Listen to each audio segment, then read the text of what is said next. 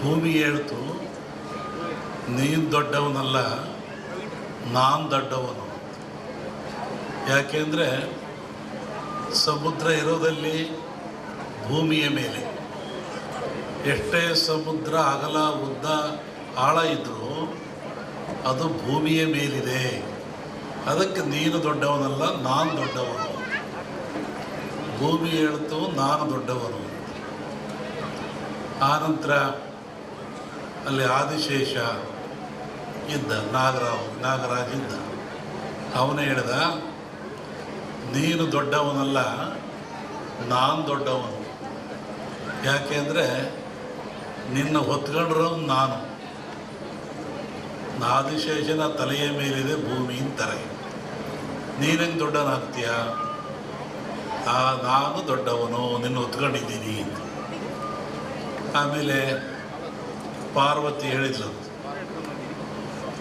ನೀವ್ಯಾರೂ ದೊಡ್ಡವರಲ್ಲ, ನಾನು ದೊಡ್ಡವಳು. ನನ್ನ ಕಿರಿಬೆರಳ ಮೇಲೆ ಆದಿಶೇಷ ಇದ್ದಾನೆ.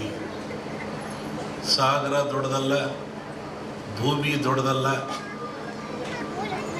ನಾಗರ ಆದಿಶೇಷ ದೊಡ್ಡವನಲ್ಲ. ಇಲ್ಲಿ ಪಾರ್ವತಿ ನನ್ನ ಕಿರುಬೆರಳ ಮೇಲಿದ್ದಾನೆ ಆದಿಶೇಷ, ಅದಕ್ಕೆ ನಾನು ದೊಡ್ಡವಳು.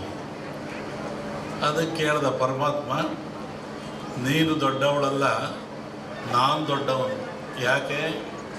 ನೀನು ನನ್ನ ಅರ್ಧಾಂಗಿ, ಅದಕ್ಕೆ ನಾನು ದೊಡ್ಡವನು. ಮತ್ತು ಕೊನೆ ಚರ್ಚೆ ಆಯಿತು, ಯಾರು ದೊಡ್ಡವರು ಅಂತಂದರೆ, ಪರಮಾತ್ಮ ಎಲ್ಲಿದ್ದಾನೆ?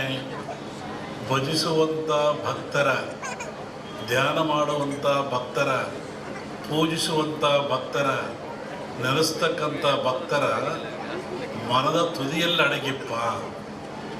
ಇಲ್ಲಿ ಯಾರು ದೊಡ್ಡವರಾದರು? ಭಕ್ತರೇ ದೊಡ್ಡವರಾದರು. ಇಂತಹ ಭಕ್ತರು ದೊಡ್ಡವರಾದ ಮೇಲೆ, ಮನುಕುಲ ಶ್ರೇಷ್ಠವಾದ ಮೇಲೆ, ಈ ಮನುಕುಲಕ್ಕೆ ಅನೇಕ ಆಘಾತಗಳಿದ್ದಾವೆ, ಅನೇಕ ತೊಂದರೆಗಳಿದ್ದಾವೆ, ನೋವುಗಳಿದ್ದಾವೆ. ವಿಶೇಷವಾಗಿ ಶರೀರ. ಈ ಶರೀರ ಯಾತ್ರಿಂದಾಗಿದೆ? ಪಂಚಭೂತಗಳಿಂದಾಗಿದೆ. ಪಂಚಭೂತಗಳು ಯಾವ್ಯಾವು? ಅನ್ನ, ನೀರು, ಗಾಳಿ, ಬೆಂಕಿ, ಅಗ್ನಿ. ಅದರಲ್ಲೂ ವಿಶೇಷವಾಗಿ ಅನ್ನೋತು ಪ್ರಾಣ, ಪ್ರಾಣೋತು ಪರಾಕ್ರಮ ಅಂದರು. ಅನ್ನ ಇದ್ದರೆ ಮನುಷ್ಯನಿಗೆ ಪ್ರಾಣ ಬರೋದು, ಶಕ್ತಿ ಬರೋದು. ಈ ಅನ್ನ ಎಲ್ಲಿಂದ ಬರ್ತದೆ? ಯಾವ ಕಾರ್ಖಾನೆಯಲ್ಲೂ ತಯಾರಾಗಲ್ಲ, ಯಾವ ವಿಜ್ಞಾನಿಯೂ ತಯಾರು ಮಾಡಲ್ಲ. ಇದೆಲ್ಲಿಂದ ಬರ್ತದೆ? ಭೂಮಿಯ ಮೇಲೆ ರೈತ ಬೆಳೀತಾನೆ. ಭೂಮಿಯ ಮೇಲೆ ಈ ಭತ್ತವನ್ನು, ಜೋಳವನ್ನು, ಕಬ್ಬನ್ನು, ಮೆಣಸಿನ್ಕಾಯನ್ನು, ಏನು ನಾವು ತಿಂತೀವಲ್ಲ ಆಹಾರಗಳು, ಎಲ್ಲವೂ ಭೂಮಿಯಲ್ಲಿ ಬೆಳೀತಕ್ಕಂಥದ್ದು, ಸಿಗ್ತಕ್ಕಂಥದ್ದು. ನಾವೇನು ಇವತ್ತು ಗಿಡಮೂಲಿಕೆ ಆರಾಧನೆ ಹೋಮ ಮಾಡಿರಲ್ಲ, ಇದೆಲ್ಲಿಂದ ಬಂತು ಅಂದರೆ ಗಿಡಗಳಿಂದ, ವೃಕ್ಷಗಳಿಂದ, ಬಳ್ಳಿಗಳಿಂದ ಇದು ಬಂದಿರತಕ್ಕಂಥದ್ದು. ಅಂದಮೇಲೆ ಈ ಧನ್ವಂತರಿ ಯಾಗ, ಧನ್ವಂತರಿ ಹೋಮ ಇವೆಲ್ಲವೂ ಸಹಿತ ಮನುಷ್ಯನ ಉದ್ಧಾರಕ್ಕಾಗಿ, ದೇಹದ ಏಳಿಗೆಗಾಗಿ ಸದೃಢವಾಗಿರಬೇಕು. ಮನುಷ್ಯ ಶಕ್ತಿಯುತವಾಗಿರಬೇಕು, ಸದೃಢವಾಗಿರಬೇಕು, ಚಿಂತನ ರಹಿತನಾಗಿರಬೇಕು, ಯೋಗ್ಯವಾದ ಮನಸ್ಸುಳ್ಳವನಾಗಿರಬೇಕು. ಇದಕ್ಕಾಗಿ ಇವೆಲ್ಲವೂ ನಮಗೆ ಬೇಕು. ಇದನ್ನು ಕೊಟ್ಟವರು ಯಾರು? ಭೂಮಿ ಮೇಲೆ ಮನುಷ್ಯ ನನ್ನ ಭಗವಂತ ಹುಟ್ಟಿಸಿದ, ಭಗವಂತನ ಪ್ರೇರಣೆಯಂತೆ ಮಾನವ ಹುಟ್ಟಿದ. ಈ ಮಾನವ ರಕ್ಷಣೆ ಯಾರದು? ತಂದೆ ಕೆಲಸ ಏನು? ತಾಯಿ ಕೆಲಸ ಏನು? ಜೋಪಾನ ಮಾಡೋದು, ಬೆಳೆಸೋದು, ಒಳ್ಳೆ ವಿದ್ಯೆಯನ್ನು ಕೊಡೋದು, ನೀತಿಯನ್ನು ಕಲಿಸೋದು, ತಿಳುವಳಿಕೆ ಕೊಡೋದು, ಸಂಸಾರಕ್ಕೆ ಸೂತ್ರಗಳನ್ನು ಕೊಟ್ಟು ಆದರ್ಶ ವ್ಯಕ್ತಿಯನ್ನಾಗಿ ಮಾಡ್ತಕ್ಕಂಥದ್ದು. ಇಲ್ಲಿ ಭಗವಂತ ಮನುಷ್ಯರನ್ನು ಹುಟ್ಟಿಸಿದ ಮೇಲೆ ಅವನಿಗೆ ಬೇಕಾಗುವ ಎಲ್ಲ ಸವಲತ್ತುಗಳನ್ನು ಕೊಡಬೇಕು. ಅವನು ಯಾಸವರತ್ ಕೊಟ್ಟ ವಿಶೇಷವಾಗಿ ಆಯುಷ್ಯು, ಆರೋಗ್ಯ. Wealth is lot, something is lot. Money is lot, something is lot. Health is lot, everything is lot.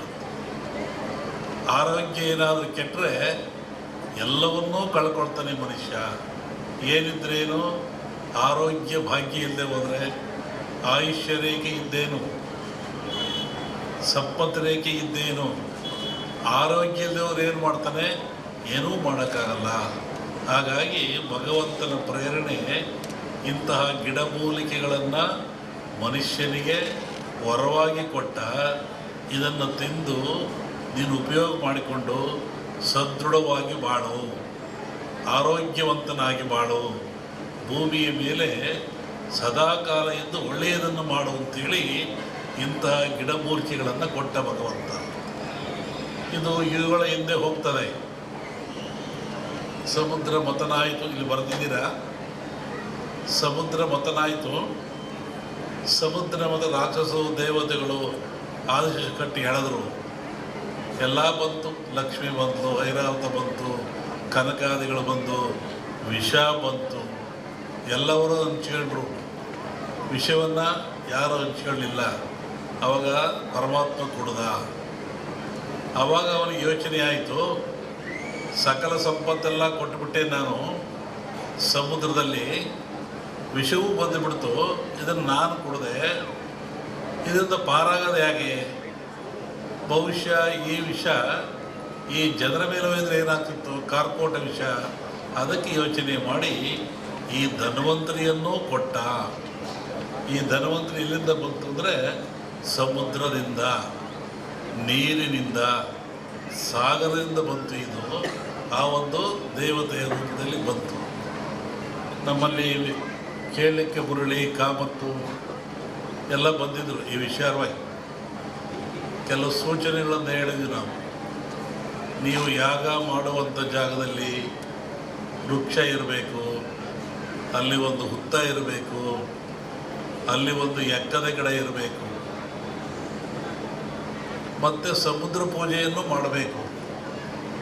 ಯಾಕೆಂದರೆ ಮೂಲ ಸಮುದ್ರವೇ ಮೂಲ. ಇದಕ್ಕೆ ಗಿಡ, ವೃಕ್ಷ, ಬಳ್ಳಿ ಇದಕ್ಕೆಲ್ಲ ಸಮುದ್ರವೇ ಮೂಲ. ಅಲ್ಲಿಂದ ತರಬೇಕು. ಹಾಗೆ ಹೀಗಾಗಿ ಈ ಒಂದು ಯಾಗ ಭಾಳ ಚೆನ್ನಾಗಿ ನಡೀತಾ ಇದೆ ಭೂಮಿ ಮೇಲೆ. ಅದರಲ್ಲೂ ಈ ಕರಾವಳಿ ನಡೆದಿದ್ರೆ ಅತ್ಯಂತ ಮನುಕುಲಕ್ಕೆ ಆದರ್ಶವಾಗಿರ್ತಕ್ಕಂಥದ್ದು, ಪ್ರಾಯಶ್ಯವಾಗಿರ್ತಕ್ಕಂಥದ್ದು, ದೀರ್ಘಾಯುಷ್ಯದ ಗುಟ್ಟನ್ನು ನಮ್ಮವರು ಕೊಟ್ಟಿದ್ದಾರೆ. ಪ್ರಕೃತಿಯ ಗುಟ್ಟನ್ನು ಭೇದಿಸ್ತಕ್ಕಂಥ ಅಟ್ಟೆ ಇನ್ನೇನು ಇಲ್ಲ. ಪ್ರಕೃತಿ ಎಲ್ಲ ಕೊಟ್ಟುಬಿಟ್ಟಿದೆ. ಅದರ ಗುಟ್ಟನ್ನು ಭೇದಿಸಿ ಮನುಷ್ಯ ಉಪಯೋಗ ಪಡಿತಕ್ಕಂಥದ್ದು, ಆರೋಗ್ಯವಂತನಾಗ್ತಕ್ಕಂಥದ್ದು. ಹೋಮಗಳಂದರೆ ಏನು? ಹೋಮವನ್ನು ಯಾತಕ್ಕೋಸ್ಕರ ಮಾಡಿ